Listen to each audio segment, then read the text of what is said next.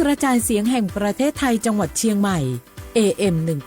1476 กิโลเฮิรตซ์สถานีวิทยุภาคภาษาชาติพันธุ์แห่งเดียวในประเทศไทยที่มีความทันสมัยเชื่อถือได้สร้างอัตลักษณ์กลุ่มชาติพันธุ์สู่สากลเอาล่ะแก้วเคยสังเกตก็ในปฏิทินไทยมีวันสำคัญเกี่ยวกับสถาบันพระมหากษัตริย์อยู่เกือบทุกเดือนเลยนะแต่ก็นี่แต่กะไปอย่างเช่นเดือนมกราคมวันที่17วันป่อขุนรามคำแหงวันที่18วันสมเด็จพระนเรศวรมหาราชส่วนเดือนมีนาคมวันที่31วันพระบาทสมเด็จพระนางเกล้าเจ้าอยู่หัว2เมษายนวันคล้ายวันพระราชสมภพกรมสมเด็จพระเทพราช6เมษายนวันจักรี4พฤษภาคมวันชัดมงคล3มิถุนายนวันเฉลิมพระชนมพรรษาสมเด็จพระนางเจ้าพระบรมราชินี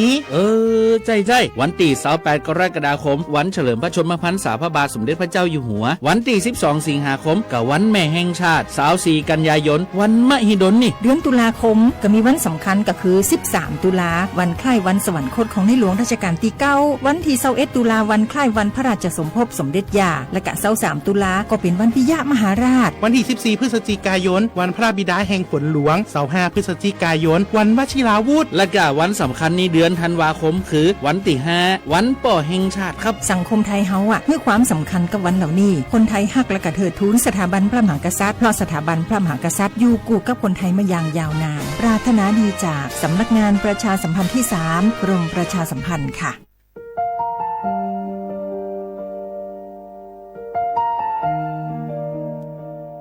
ขอน้อมเกล้าถวายอาลัยสมเด็จพระพันปีหลวงพระแม่แห่งแผ่นดินผู้ทรงเมตตาเหนือเกล้าขอพระองค์เสด็จสู่สวรรคาลัยข้าพระพุทธเจ้าข้าราชการและเจ้าหน้าที่สถานีวิทยุกระจายเสียงแห่งประเทศไทยจังหวัดเชียงใหม่กรมประชาสัมพันธ์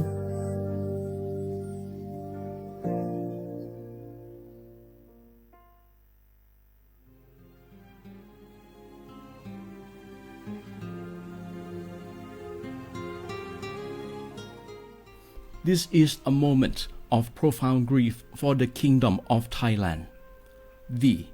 The collective voices of Radio Thailand Chiang Mai join the Thai nation in mourning the passing of our beloved Queen Martha, Her Majesty Queen Sirikit. Her life was a testament to the unwavering service, grace, and deep love for the Thai people. Our humble condolences and thoughts are with His Majesty the King, the royal family, and all the Thai people during this deeply sorrowful time. We will remember her forever.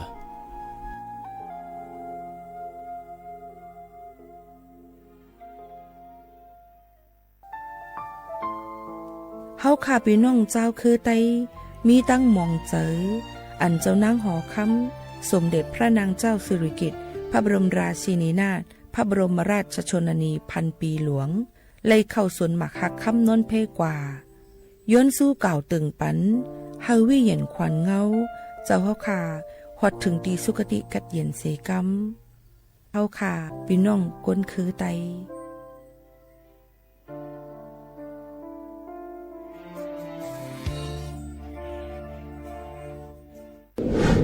ในช่วงนี้หลายพื้นที่ของประเทศไทยอากาศหนาวเย็นอย่างต่อเนื่องโดยเฉพาะยอดดอยและยอดภูประชาชนอาจเสี่ยงต่อโรคและภัยสุขภาพจากอากาศหนาวได้ขอให้ทุกคนเฝ้าระวังโรคที่พบบ่อยในฤดูหนาวได้แก่ไข้หวัดใหญ่ปอดอักเสบโรคอุจจาระร่วงโรคหัดโรคมือเท้าปากรวมทั้งภาวะเจ็บป่วยหรือเสียชีวิตจากอากาศหนาวโดยไม่ทราบสาเหตุโดยเฉพาะผู้ที่ไม่สวมใส่เสื้อผ้ากันหนาวหรือผู้ที่ดื่มสุราเป็นประจำป้องกันง่ายๆเริ่มที่ตัวเราดูแลสุขภาพให้แข็งแรงออกกำลังกายสม่ำเสมอรับประทานอาหารปรุงสุกดื่มน้ำสะอาดล้างมือบ่อยๆไม่ใช้ของส่วนตัวร่วมกับผู้อื่นและหากมีอาการไอจามอย่าลืมสวมหน้ากากอนามัยทุกครั้งขณะอยู่ในที่แออัดที่สำคัญควรรักษาความอบอุ่นเตรียมเสื้อผ้ากันหนาวให้เพียงพองดดื่มเครื่องดื่มแอลกอฮอล์เพื่อความปลอดภัยในช่วงอากาศหนาวนี้ดูแลสุขภาพให้แข็งแรงตลอดช่วงฤดูหนาวนี้กันด้วยนะคะด้วยความปรารถนาดีจากสำนักงานประชาสัมพันธ์ที่3กรมประชาสัมพันธ์ จากศาลากลางจังหวัดน่านหลังเก่าพัฒนาสู่การเป็นศูนย์การเรียนรู้นันทศิษย์ป่าคารโดยมูลนิธิรักป่าน่านนับเป็นพระมหากรุณาธิคุณที่สมเด็จพระกนิษฐาธิราชเจ้ากรมสมเด็จพระเทพรัตนราชสุดาสยามบรมราชกุมารีได้พระราชทานนามนันทศิษย์ป่าคารอันหมายถึงอาคารแห่งความรู้ทุกแขนงของจังหวัดน่านภายในประกอบด้วยห้องนิทรรศการเฉลิมพระเกียรติรัชกาลที่ 9 แสดงพระราชประวัติและพระราชกรณียกิจของพระผู้ทรงเป็นพลังแห่งแผ่นดินและต้นแบบของความเพียรรถพระที่นั่งอนุสรณ์แห่งการเสด็จเยี่ยมราษฎรในถิ่นทุรกันดารทั่วทุกภูมิภาคของไทยพิพิธภัณฑ์ศาลากลางจังหวัดน่านความทรงจำของอาคารหลังเก่าและการอนุรักษ์สิ่งสำคัญของเมืองน่านเทคโนโลยีกับมนุษย์จุดประกายความคิดสร้างสรรค์สู่การสร้างนวัตกรรมในอนาคตน่านซิมูเลชันแนวทางจัดการขยะที่ยั่งยืนเพื่อตระหนักถึงผลกระทบต่อสังคมเศรษฐกิจและสิ่งแวดล้อมห้องสมบัติน่านย้อนรอยสู่อดีตและความรุ่งเรืองของนครน่านผ่านเงินตราเครื่องเงินและผ้าทองเปิดให้เข้าชมฟรีไม่มีค่าใช้จ่ายตั้งแต่เวลา 9 นาฬิกาถึง 17 นาฬิกาหยุดทุกวันจันทร์และวันนักขัตฤกษ์มาร่วมอนุรักษ์สืบสานสร้างสรรค์ศิลปะวัฒนธรรมและวิทยาศาสตร์ของเมืองน่านคุณค่าที่น่าภาคภูมิใจ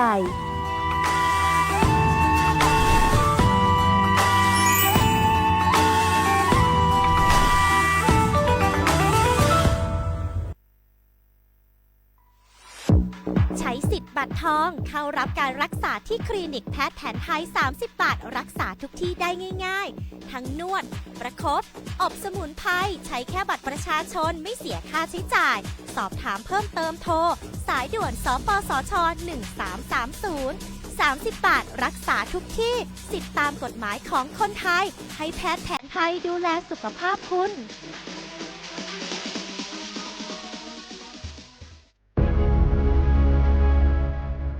จังหวัดเชียงใหม่ขอความร่วมมือทุกภาคส่วนงดการเผาเพื่อลดปัญหาหมอกควันและมลพิษทางอากาศจากการเผาป่าและการเผาเศษวัสดุทางการเกษตรตามประกาศมาตรการสำคัญเพื่อควบคุมการเผาในพื้นที่ต่างๆโดยบ่อนุญาตเพื่อมีการเผาใดๆทั้งสิ้นเพื่อเป็นการลดมลภาวะจากฝุ่นละอองขนาดเล็ก PM 2.5 ตั้งแต่ 1 มกราคมถึง 31 พฤษภาคม 2569หากจำเป็นสามารถลงทะเบียนขออนุมัติผ่านระบบไฟล์ดีดหรือเบิร์นเช็คฝ่าฝืนต้องระวังโทษจำคุกและปรับหรือทั้งจำทั้งปรับจังหวัดเชียงใหม่ส่งเสริมการใช้เทคโนโลยีในการจัดการขยะและเศษวัสดุทางการเกษตรเพื่อลดการเผาในอนาคตและสร้างสภาพแวดล้อมที่ดีขึ้นในระยะยาวหากพบเห็นการเผาในพื้นที่ห้ามเผาหรือพบผู้กระทำผิดสามารถแจ้งข้อมูลได้ที่053-112-808 หรือ 191 ตลอด 24 ชั่วโมง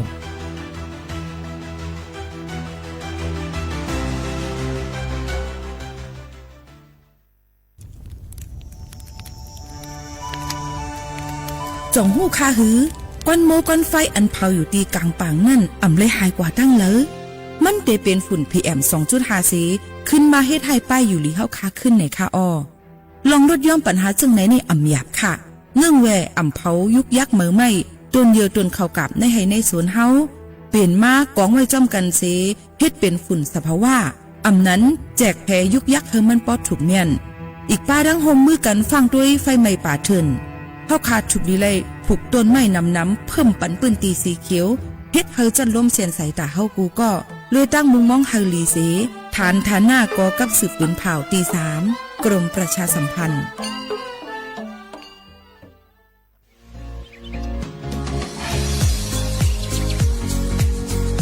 จ้อมหนังเปิงมติครม.มือวันที่29เดือนธันวาคม12 สิงหาคมไป67เฮาฮิปเน็ตแกลิดปัญหาสถานะและสัญชาติคนอันอยู่ตั้งเมืองจึงไทยจอมมาตรา17นั่น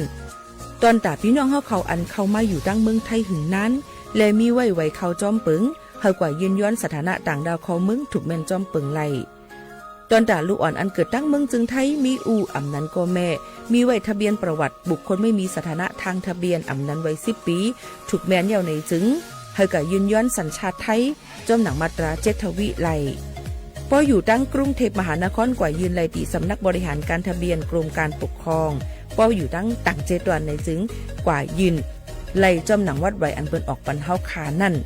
เข้าย้ำเหตุการณ์จอมหนังหลวงปองจึงต่อป้อถึงวันที่29เดือน6 25ปากไป69ค่ะ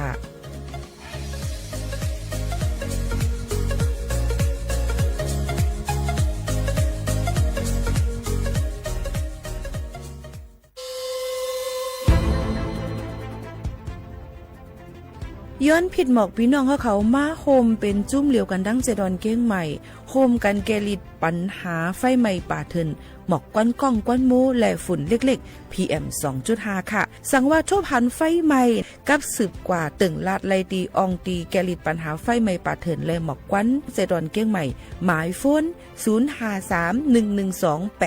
0531128808ในค่ะเจดอนเก้งใหม่ค่ะออกปักเบิงหมายมีเฮกังแกลิดปัญหาหมอกควันก้องควันโมและฝุ่นเล็กๆ PM 2.5 เนื้อปืนตีเหลออันอ่ำไลคว้างเฮาเผาผ่านมาดีแอปพลิเคชันไฟดีห้ามเผากำเร็วในนั้นค่ะอย่าไปเผาล้าอ่ำว่าได้เป็นตีกลางปางอองตีห้ามเผาเกยยุกยักไม่ดอกกูอันในค่ะแต่เอาวันที่1เดือน1อิงเกรด2เหงปลาย26ต่อถึงวันที่31เดือน5 2เหงปลาย26ในผู้เหลอเผอเฮ็ดผิดปักเปิงเตญาตัวตามตั้งผิดจำหนังปักเปิงหมายมีกำเหลวในนั้นค่ะเลยตั้งมุมมองไฮลีเซห้องการฐานฐาหน้าก่อกับสืบเจดอนเก้งใหม่มาโฮมเป็นจุ่มเหลวกันดังเจดอนเก้งใหม่โฮมกันรักษาสภาวะฟิงตื้นเป็นเฮ็ดให้จันล้มถวยเจออันลีต้องฟ้าเสียนเสออ่ำมีหมอกกวนกองกวนโม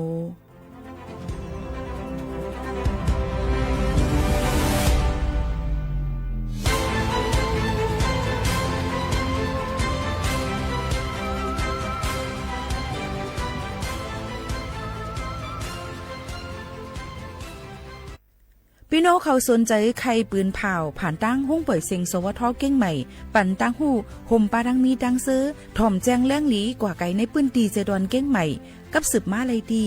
สวทเก้งใหม่หมายฝน053-276-068และ0922468579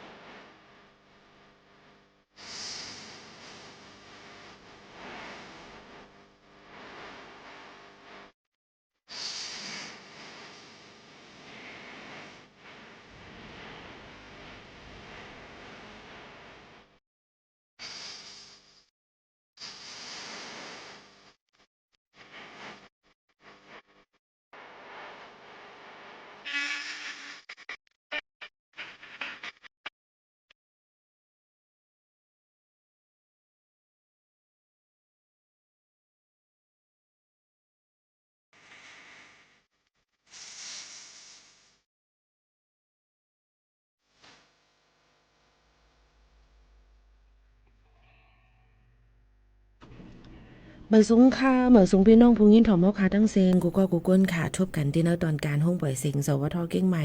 AM 147เฮากี่แล้วเฮิร์ปืนปล่อยเสียงกูวันพอถึงมาข่าวยาม 10 โมงถึง 11 โมงกลางเนยกลางค่ำอยู่จอมเขาหมู่ข่าวนุ่นค่ะเป็นผู้ปล่อยเสียงปืนปล่อยเสียงย่อมพี่น้องเขาที่ในเฮาพี่น้องเขามีดังเสื้อใจกันกูก็กูก้นดังหมดดังเสียงเนี่ยนั่นค่ะออนทั้งในนี่ก็ที่ออนเอาเนี่ยค่ะพี่น้องเขาเกี่ยวกับไปลองฟิงฟ้าราศีค่ะฝากตอนถึงพ่อแม่ปีๆน้องๆเขาให้ยินถ่อมจ้อมกันก่อนนะคะเมื่อในก็เดมีหลายรองหลายอันเดี๋ยวมาฝากตอนถึงกันนะคะเมื่อในเฮาค่ะก็พบทุกจ้อมกันซ้ำเป็นวันจันทร์เป็นวันที่9เริ่มทุน2แห่งปลาย26ปีพุทธศักราช2แห่ง5ปากไป69ปีใต้2แห่ง1ปากปลาย20ปีก็3แห่ง3ปากปลาย87คู่นะคะอยู่จ้อมเขาหมู่เขานุ้นเป็นอุ้ยก็อุ้ยเซพ่อแม่พี่น้องเฮาเขาค่ะเมื่อในถึงมา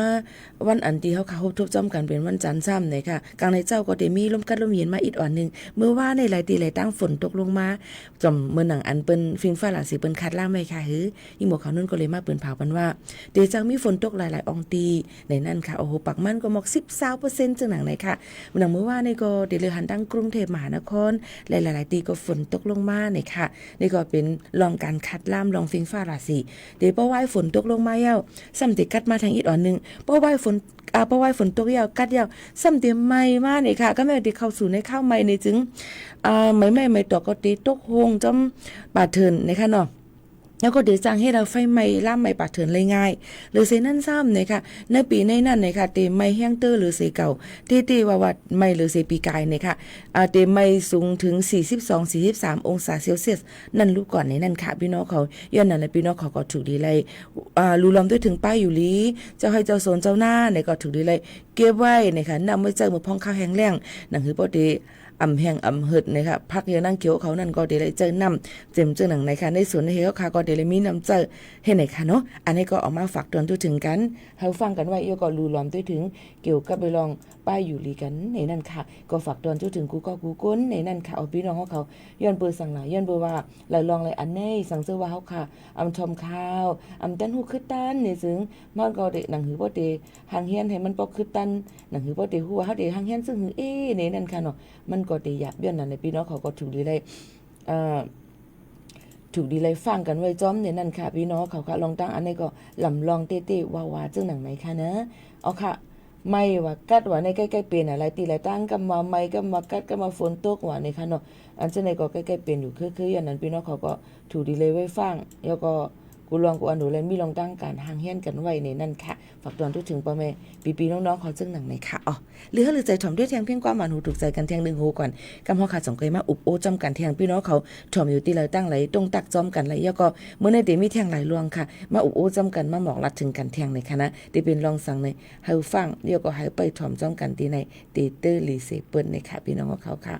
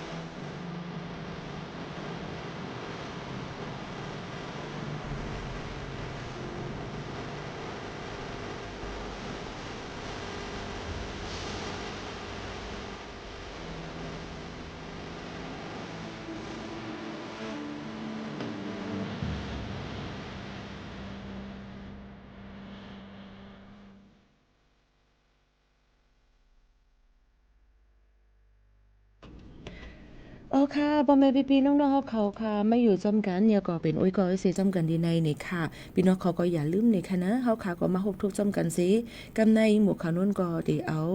เกี่ยวกับลุยลองว่า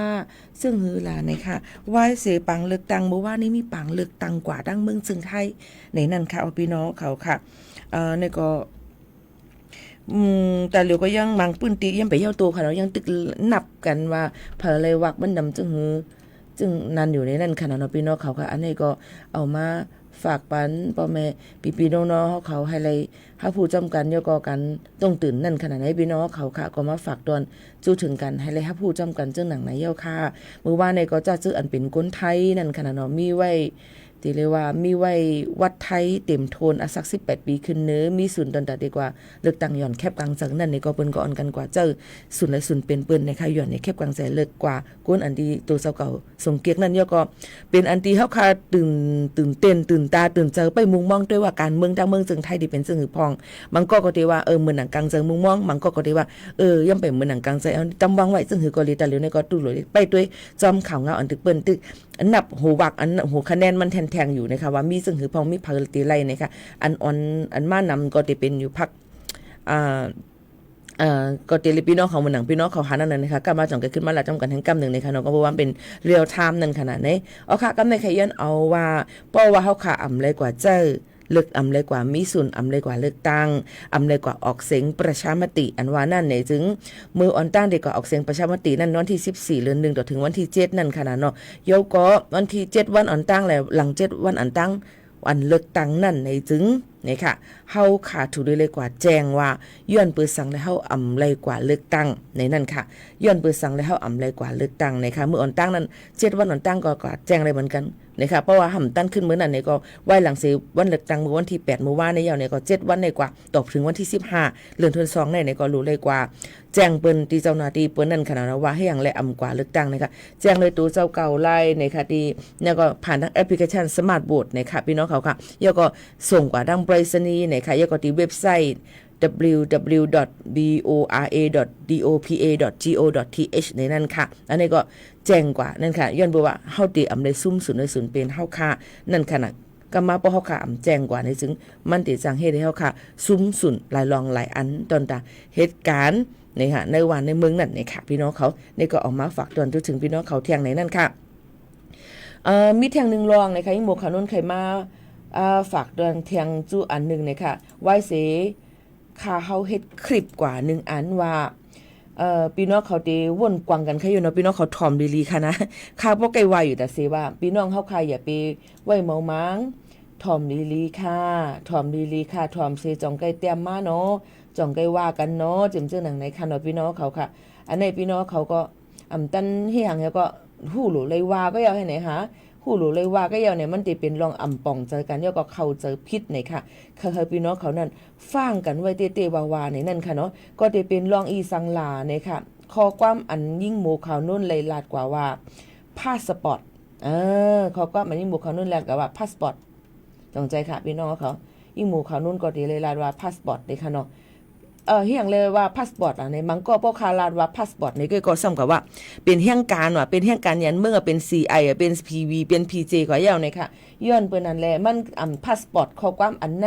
มันเป็นปรับคำเมืองหนังสือเดินทางพาสปอร์ตในนั้นค่ะมันสิเป็นจึงนั้นค่ะพี่น้องเขาใจว่าพี่น้องเขาได้เลยกับป่องเจอว่ามันสิเป็นพาสปอร์ตตอนตากลตอนตากลแห่งการกล้วยนั่นค่ะเนาะก็เคยมาป่องบันพี่น้องเขาจึงหนังไหนค่ะย้อนนั่นแลลองตั้งอันในอีโมเขานุ่นก็ที่เอาปืนหูตั้งหันเกี่ยวกับไปลองปรับคำมึงพาสปอร์ตในเอามาฝากด่วนจุดถึงกันเนี่ยค่ะอิงเอาเนื้อตีพี่น้องเขานั่นเนี่ยค่ะ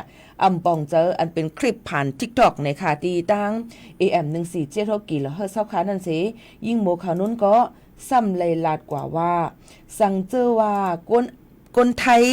อันมีสุนตั้งแต่ได้กว่าเลือกตั้งวัดไว้กับตัวเขานั้นมันหมดอายุและนั้นก็ตั้นเลยกว่าไทยในเจมนั้นก็มันตกหายในจึงในค่ะพี่น้องเขาค่ะอีหมู่เขานุ่นลาวว่าจึงในค่ะเนาะเฮอก้นเจ้าตูมันนั่นน่ะค่ะพี่น้องเขาเฮอกว่า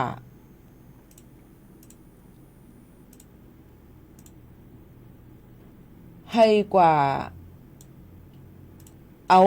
พาสปอร์ตต่างเตียนก็ไล่อำนั้นก็ให้ใจแอปพลิเคชันผ่านไทยดีในนั้นขนาดเนาะอำนั้นก็ผ่านทั้งแหล่งสินอันวัดไว้ต่อส่งตั้งลินนั่นก็ไล่เหมือนกันกำไรพี่น้องเขากำพองว่าอย่างแรกก้นต่างดาวอะไรมีศูนย์เตียกว่าเลือกตั้งอ่ำใจโยอ่ำหู้หังให้มาลัดอ่ำใจขนาดพี่น้องเขาค่ะก็นั่นแหละพี่น้องเขาหลู่เลยป่องเจอว่าพาสปอร์ตอันว่านั้นมันอ่ำใจข้อความตอนตาตีเจอพี่น้องแห่งการยันเมืองต่างดาวพี่น้องลาวเมืองกัมพูเดียเมืองอีสังนั้นก้อยพาสปอร์ตในก้นเฮานึงก็หนูนึงเมืองไหลก็ยาวนึงเพราะว่าตีออกกว่าต่างจึงเมืองตีเลยมีพาสปอร์ตตีเลยมีปรับคำเมืองเนาะพี่น้องเขาค่ะอันคารานั่นตอนตาก้นเมืองจึงไทยสั่งเสื้อว่าวัดไว้หายอันนั้นก็หมดอายุตั้งไรกว่าถ่ายวัดหมดอายุตั้งไรในก็เจอพาสปอร์ตอันเฮาค่ะมีวันนั้นไปหมดอายุกว่าเจอเลือกตั้งล่วงคะแนนเสียงนั่นก็ไล่เหมือนกันนี่อำไรว่าให้กำว่าเป็นต่างดาวอำไรว่าให้กำว่าเป็นแห่งการยานเมืองพี่น้องเขารู้เลยป่องเจอลิลีค่ะเนาะก็นั้นเนี่ยทอมลิลีหูเนี่ยทอมลิลีตาเนี่ยตัวลิลีเปิ้นเตรียมว่าฮือเนี่ยค่ะพี่น้องเขาก็นั้นแหละบ่ว่ารัดคือพาสปอร์ตในจึงเมืองไผจึงเมืองมันมาตื่นติเลยมีเหมือนดังเฮาอยู่เมืองมันเฮามีมันป่องตินเฮาได้กะมาเมืองไทยเฮารู้เลยมีพาสปอร์ตนั่นน่ะพาสปอร์ตเมืองมันเฮาเป็นคนนางเมืองไทยเฮาได้กว่าเลยต่างจึงเมืองเฮาก็รู้เลยมีพาสปอร์ตข้ามเมืองเหมือนกันย้อนนั่นแหละกำในเมืองจึงไทยในก็ซ้ำติมีหลายสีเหมือนกันค่ะพี่น้องเขาพาสปอร์ตมันก็ปรับค่ะเมืองในเมืองจึงไทยนั่นติมีอยู่หลายสีจ้อมกันมีสีอีสังพองหล่านี่ค่ะพี่น้องเขาปตัวตั้งขึ้นสอมติหันค่ะเนาะอีหมู่ขนุนป้าไว้อยู่ในค่ะเนาะป้าไว้เนไว้ปันอยู่ในค่ะเนาะสีเหลืองเลือดหมูนั่นเตเป็นปรับค่ะเมืองนั้นก็พาสปอร์ตธรรมดาตอนดักก้นธรรมดาเตมีอยู่2หุ่น2อันจ้อมกันมี5ปีและ10ปีฟรีวีซ่า33จึงเมืองฟรีวีซ่า33จึงเมืองค่ะพี่น้องเขากำในเป็นสีเลือดหมูสีน้ำตาลสีเลือดหมูน่ะพี่น้องเขาอันนี้ได้เป็น1อันแท่งอันนึงจะเป็นสีส้มแห้งอีก1สีน้ำตาลสีน้ำเงินเข้มสีน้ำเงินเข้มในเป็นปรับค่าเมืองนั้นก็พาสปอร์ตตอนตาก้นเหตุการณ์ค่าขุนเมืองราชการเขานั่นเลยค่ะเจ้าสุนโตไลมีอาศักเจ้าการป่น5ปีฟรีวีซ่า86จึงเมืองอันนี้ได้เป็นปรับค่าเมืองพาสปอร์ตตอนตากวนเมืองไทยค่ะนะถอมลีเนาะแท่งอันนึงป้อเป็นสีเหลืองจ้องอ้างลงไว้นั่นซ้ำได้เป็นปรับค่าเมืองไทยเนาะว่าเนี่ยมีสีมิวเป็นปรับค่าเมืองหนังสือเดินทางตอนตากวนอันเหตุการณ์ทูตเขาเป็นก้นเจอเคอเจ้าเคอขุนเขาองค์ขมนตรีเขามีอายุอาศักป่น5ปีฟรีวีซ่า86จึงเมืองค่ะพี่น้องเขากำในพาสปอร์ตปรับค่าเมืองตอนตาเมืองไทยเนี่ยคนไทยเนี่ยกะสีเขียวทั้งอันนึงซ้ำตอนตาไพล่ะเจอเป็นปรับค่าเมืองโจขาวตอนตาหมุนเจ้าหมุนจ้างและก้นมุสลิมเขาเนี่ยค่ะตีกว่าเหตุการณ์ศาสนาเพิ่งมันมีอายุอาศักป่นตา2ปีเนี่ยค่ะพี่น้องเขาแคนโดป่องเจอปันเสกัมเนี่ยนั่นค่ะลองตั้งอันในกำนำพี่น้องเขาป้อเปิ้นลาดมาอีกอย่างอินก็ขากันเอาตั้งปืนหูตั้งหันมาลาดูลีเนาะพี่น้องเขาทำแบบใจใครเยอะปั๊บพัสต่างดาวแห่งการเฮาวันนี้ว่าการเลือกตั้งอะไรเลือกตั้งอะไรค่ะพี่น้องเขาค่ะถอมลีในค่ะเนาะค่ะจังว่ามาเปิ้นเด็ดเตรียมต่างอย่างก็เยอะอ่านให้มันสุดปุกสุดแถวมันต่อมองเงาต่อไปถอมลีเพราะเปิ้นรัดถอมลีค่ะพี่น้องเขาอย่าไปเป็นก้นอ้อล็อกอยู่ในก๊อกเมียวเร็วกันเลยค่ะเฮาค่ะหลุเลยเปิดตาหันแรงแล้วก็ถอมเต้ลีก่อนจองไกมาแต้มมาวางกันจังนั้นเนี่ยค่ะเนาะกาดีค้าก็เอามาตีอะไรก็อย่าพี่น้องเขาถอมเปิ้นลองเจตนาเปิ้นลองเยี่ยงอ่านเปิ้นเป็นซึ่งหือกำในป้อคาติป้อพี่น้องเขาสำว่าเฮามีสุนว่ามาลาที่อย่างความไตปั่นเฮาละในจึง1คนไทยอันอยู่ดังเมืองก้นไตอันอยู่ดังเมืองจึงไทยมีวัดไว้ไทยก่อนนำเตอันลูกหลานเขาเกิดเป็นอะไรมีไว้ไทยก่อนนำเนี่ยย้อนนั้นแหละเฮาค่ะมีปุนพรค่ะกับภาษาความไตกวยมีเจ้าเคอกะที่ห้องปล่อยเสียงเฮาค่ะม่งเมียนลีซูลาหูอาขากะเลียงไตเปิ้นตื้นปืนเผาปันกันย้อนบ่ว่าเฮาค่ะเหตุการณ์ตีไม่หลวงปองจึงเมืองจึงไทยแหละมีปุนพรคอสั่งเปิ้นมาจังหือในก็ตื้นเตไหลครึ่งปองเฮ็ดสร้างกว่าจึงนั้นในนั่นค่ะย้อนบ่นั้นพี่น้องเขาหลูเลยหมอป่องเจอย่อก็หลูเลยหมอฮู้ว่าป้อเปิ้นลาดว่าพาสปอร์ตในเจอว่าตอนตาพี่น้องแห่งการยานเมืองก้วยค่ะนะพาสปอร์ตอันว่าในเจอว่าตอนตาพี่น้องแห่งการยานเมืองก้วยมันเป็นตอนตาพาสปอร์ตใน ก้นกูจึงเบิ่งตื่นเตเลยมีเปิ้นมีวัดไว้ไทยเย้าเปิ้นก็หลุเลยมีพาสปอร์ตตั้งเมืองจึงไทยเมื่อไกลก็ลัดก็เยาว่ามีไว้หลายๆสีเปิ้นใจกะตอนตาเผอหลายๆแต่เหตุการณ์ค่าคุณเมืองเป็นเมียวนึงตาได้เป็นสังหมุนจ้างเป็นทางสีนึงตอนตาได้เป็นเจอคุณหอค่ำเจอพระวัดพระวงศ์มาเป็นทางอันนึงจังไหนสีนึงจังไหนค่ะอ๋อพี่น้องเขาค่ะย้อนเปิ้นนั้นพี่น้องเขาก็หลุเลยหมอปองเจอเป้าไว้ทอมดีๆอย่าไปพุ่มล้ามขาดอย่าไปพุ่มเซบุเนกันในนั้นค่ะก็มาเปิ้นก็ติฮู้ว่าอ๋อปิงหยาเฮามีกันนายกล้วย5ให้ได้นั่นขนาดเนาะมันก็ติหยาบค่ะอันนี้ก็ขย้อนฝากไว้ปันพี่น้องเขาทอมลียก็ให้หมอแจกเพยก็ให้หมอปังใจจ้อมเนี่ยค่ะแค่พี่น้องเขานั่นเป็นก้นที่คึดกาปานเป็นก้นที่ปึดตาหันแรงเป็นก้นที่มีลองตังเข้าถึงข่าวเงาเลยคือตั้นเหมือนเปิ้นกูก็กูก้นได้อำตกข่าวจึงหนังไหนค่ะมาฝากตอนถึงกันค่ะเนาะอำปองเจอต้องตักมาในข้อความส่วนตัวไลเอามาได้เป็นรองอีสังกะเย้าเนี่ยค่ะเนาะเพราะคาลาดว่าพาสปอร์ตเมื่ออันติรัดกว่านี้ก็มันเป็น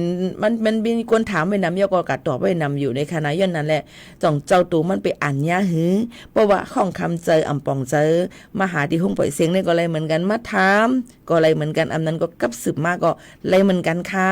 ย้อนเพิ่นนั้นเลยป้ออำจื้ออำเจอติอำมาลัดปันพี่น้องเฮาเขาค่ะเนาะยก็อำซ้นห้อยอำตึกซ้นอีหังเลยลองอำจื้ออำใจเสเฮ็ดให้พี่น้องเขาซุ่มการซุ่มงานค่ะมาฝากไว้ปันพี่น้องเขาจังหนังไหนค่ะนะเที่ยงลองนึงค่ะพี่น้องเขาจำได้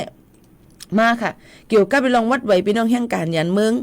อันดีหรืออะไรคึงปองให้สร้างไหนก็อย่าลืมกว่าคับคึงกว่านั่นค่ะเนาะเที่ยงอันนึงตอนดาพี่น้องเขาจะเจออันมามีไว้วัด10 ปีมาอยู่เมืองไทยเลยปียาวข้าวหึงมีไว้10 ปียาก็ถูกเมียนจำหนังเปิงมาติครมอันเป็นตำวางไว้นั่นเปิ้นก็ให้ก่อยยืนย้อนต่างดาวถาวรอันนี้อย่าไปเอามาล้อกันแถวนะเปิ้นก็ให้กับย้อนต่างดาวถาวร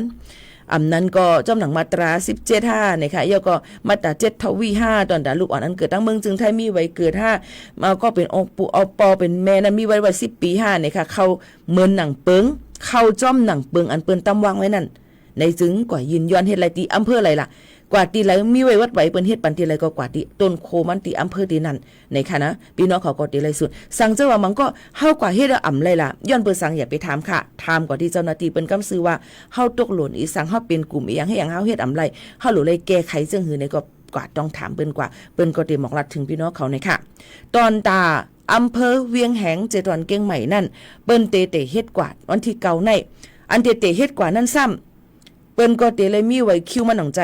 เย่าก็เปิ้นได้เฮ็ดจอมคิวมันค่ะเจ้าหน้าที่เปิ้นได้โทรมือหาที่เฮือนค่ะว่าสู่เจ้าถึงคิวแล้วนะเมื่อวันที่ไหนสู่ได้เลยมาเฮ็ดวัดเฮ็ดไว้เข้าในคั่นน่ะเจ้าหน้าที่ที่อำเภอเวียงแหงเปิ้นได้โทรมาหาเย่าก็ไว้คิวเฮาค่ะนั่นก็มีเฮาก็เอาหลักฐานเฮาค่ะนั่นสิกว่ายืนเฮ็ดกว่าแต่วันที่เก่าในกว่าค่ะเนาะตอนตาก้นอัน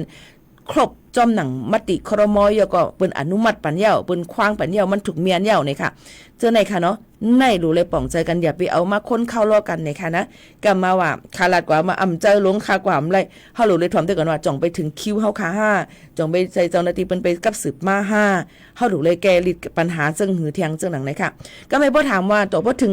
ทางอินด้วยเปิ้นบ่ได้เย่าล่ะมันติครม.ตอนแต่5 วันในก้อยนี่ค่ะพอมันหมดกว่า5 วันเย่าในซึ่งเฮาก็ยังตึกกว่ายืนย้อนไล่แทงปักเก่าปึงเก่าอยู่ค่ะปอไม่ปีๆน้องๆเขาเจ้าหนังไหนค่ะเนาะค่ะก็เอามาฝากบรรพี่น้องเขาให้เลยฮับฮู้จังไหนสั่งเจอว่าใครฮู้จังหือเที่ยงไหนก็กับสืบต้องตักกันเข้ามาเที่ยงในค่ะนะพี่น้องเขาค่ะหรือใจถ่อมได้เพียงความมันหูถูกใจกันก่อนค่ะ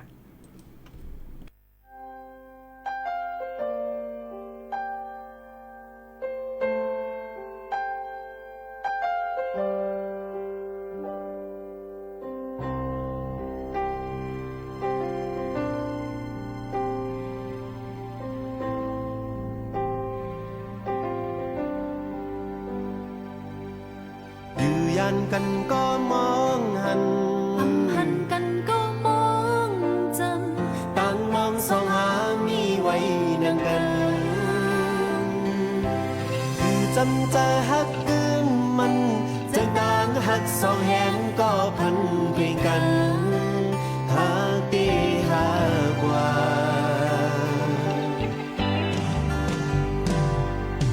อำเล่นสั่งหน้านาง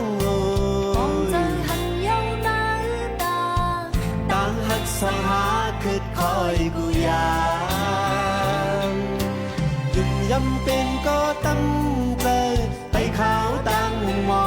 นหาเพียงกัน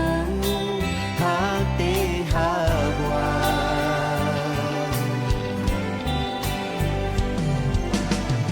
สึกกว่าปันลองต่างหากสึกกว่าปันพันจงเสือเอ็นอ่านก็เฮินหาทางมีต่างจงเสือเป็นฟ้าหมอกเกือหากูสึกกว่าปันลองต่างหากสึกกว่าปันพันจงเสือเอ็นอ่านก็เฮินหาทางเฮ็ดปล่อยลางก็กูหักเพลงกัน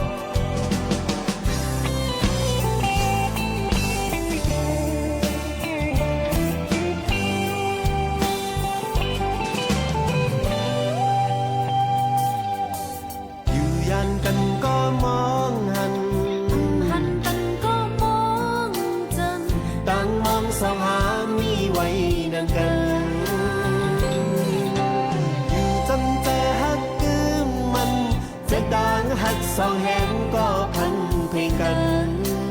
หาตีหาวา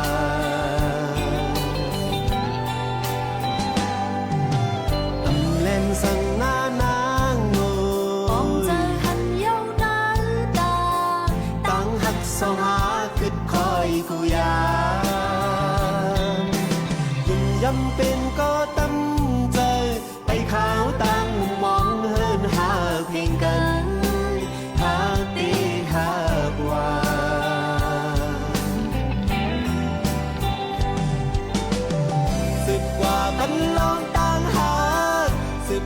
ปันพันจงเสือเอ็นอ่านก็เฮินหาทางมีทางจงเสือเป็นฟ้าหมอเกือหากูสึกกว่าปันลองต่างหากสึกกว่าปันพันจงเสือเอ็นอ่านก็เฮินหาทางเฮ็ดปล่อยลางก็กูหักเพลงกันสึกกว่าปันลองต่างหากสึกกว่าปันพันจงเสือเอ็นอ่านก็เฮินหาทางมีต่างจงเสือเป็นฟ้าหมอกเกือหากูสึกกว่าปันลองต่างหากสึกกว่าปันพันจงเสือเอ็นอ่านก็เฮินหาทางเฮ็ดปล่อยลางก็กูหักเพลงกันเฮ็ดปล่อยลางก็กูหักเพลงกันเฮ็ดปล่อยลางก็กูหักเพลงกัน